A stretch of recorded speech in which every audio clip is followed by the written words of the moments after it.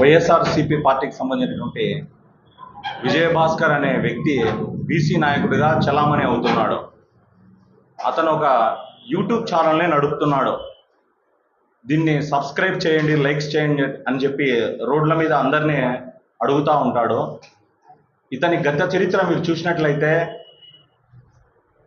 YSRCP party ఉన్నప్పుడే మాసాపేటలో అదే పార్టీకి సంబంధించిన వ్యక్తులు ఇతని ఆగడాలు చూడలేక కింద పడేసి కుట్టిన పరిస్థితులు ఉన్నాయి. ఇతని కారుని కూడా అప్పుడు పగలగొట్టినారు మాసాపేటలో. అంతేకాకుండా కొంతమంది ఆడోళ్లకు ఒక 10 మందికి ఒక 50 లక్షల వరకు డబ్బులు ఎగరగొట్టేసింటే స్టేషన్లోనే గవర్నమెంట్ వచ్చిన 6 నెలలకే, వాళ్ళ గవర్నమెంట్ ఉన్నప్పుడే అతని మెట్లు ఇరిగిపోయినంతసేపు ఆడవాళ్ళందరూ కొట్టినారు.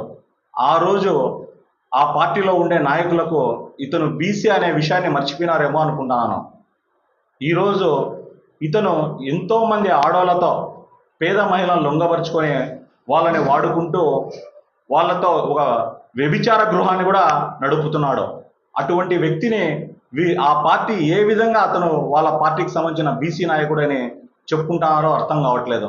అంతేకాకుండా మార్కెట్ యార్డ్ చైర్మన్ కోసము అతని అనుచరుణ్ణే కిరోసిన్ పోసుకొని కాల్చుకోమని చెప్పి ప్రేరేపించిన వ్యక్తి, తీవ్రవాద భావాజాలాలు కలిగిన వ్యక్తి.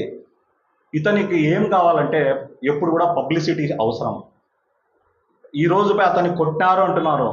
ఎవరికి అతను ఏ విధంగా ఇబ్బంది పెట్టినాడో తెలియదు, ఎవరు హత్య కొట్టినారో తెలియదు.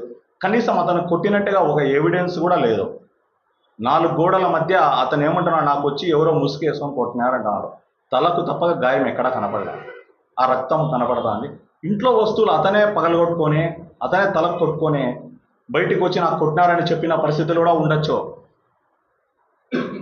ఎమర్జెన్సీలో ఏదో ఎత్తుకొని పోతున్నారు హాస్పిటల్లో అని చెప్పి నీడిళ్ళు పెట్టుకొని చేతికి ఏదో కార్చుకుంటా కింద పడిపోయినట్టుగా మాట్లాడాడు. ఒక్క రోజులోనే రెడీ వచ్చేసినాడు. ఇది కూడా అతని లైక్స్, ఈ వ్యూస్ పెంచుకోవడానికి ఇది కూడా ప్లాన్ కావచ్చు.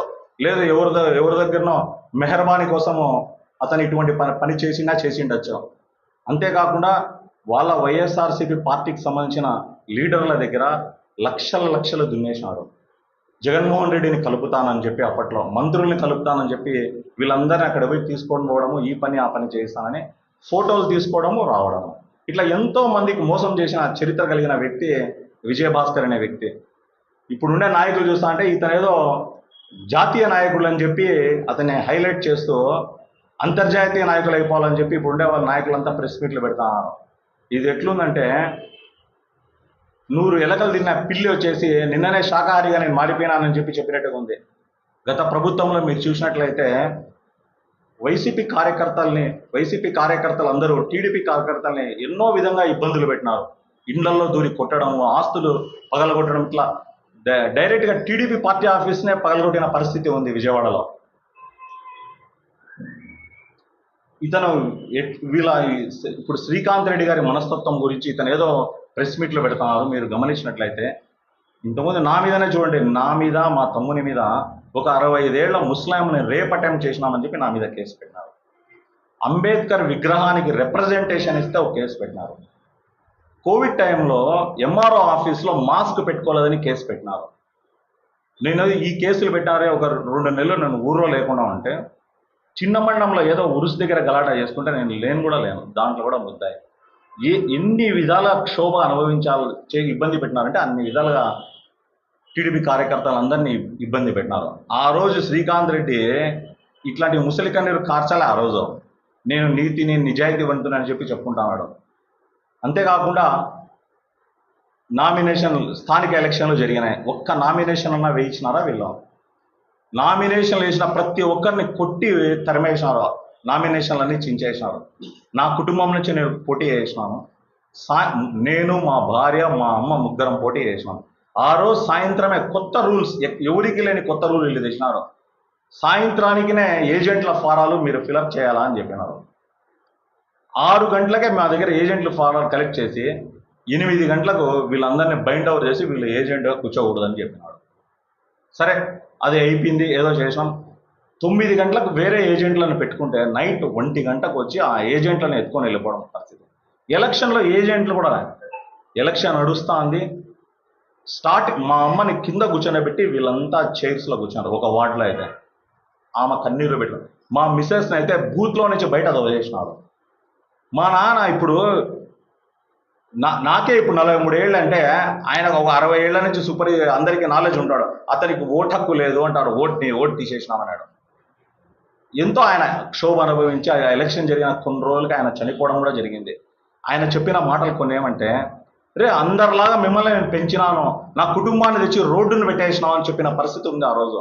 ఇట్లా ఎన్నో టీడీపీ కార్యకర్తలు ఎన్నో విధంగా ఇబ్బందులు పడినారు.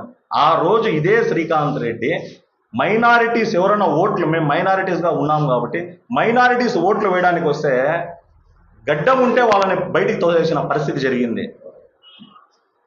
వన్ సైడ్ ఎలక్షన్ 300 మంది పోలీసు వాళ్ళని పెట్టి నడిపినావు ఎలక్షన్. 3 వార్డులకు 300 మంది పోలీసులు అవసరమా? ఒక 1000 మంది నీ గూండాలు నడిపించినావు. ఆ రోజు ఈ డైలాగులు ఏం మాట్లాడలే ఆయన. ఈ విజయభాస్కర్ ఏదో జాతీయ నాయకుడు అంటే ఇంటర్నేషనల్గా దాన్ని పెద్ద ఇష్యూ చేస్తున్నాడు. కేవలం ఇతని వ్యూస్ కోసము, ఇతని లైక్స్ కోసము, ఇతని సబ్స్క్రిప్షన్ కోసం మాత్రమే ఇది క్రియేట్ చేసినాడు. ఎంతోమంది ఆడోళ్ళను ఉసురు పోసుకున్నాడు. వాళ్ళలో ఎవరికి బాధ కలిగిందో, ఎవరొచ్చి వాళ్ళని కొట్టినారో తెలియదు. ఒకవేళ కొట్టినా కూడా లేదనుకుంటే వాడు స్వతహాగా ఈ ప్లాన్ చేసిండొచ్చు. కానీ ఇది అతని స్థాయి, అతని శక్తి, అతని సామర్థ్యం ఏదో చూసుకోకుండా మినిస్టర్ గారి మీద మాట్లాడడం. ఇతని కెపాసిటీ ఎంత?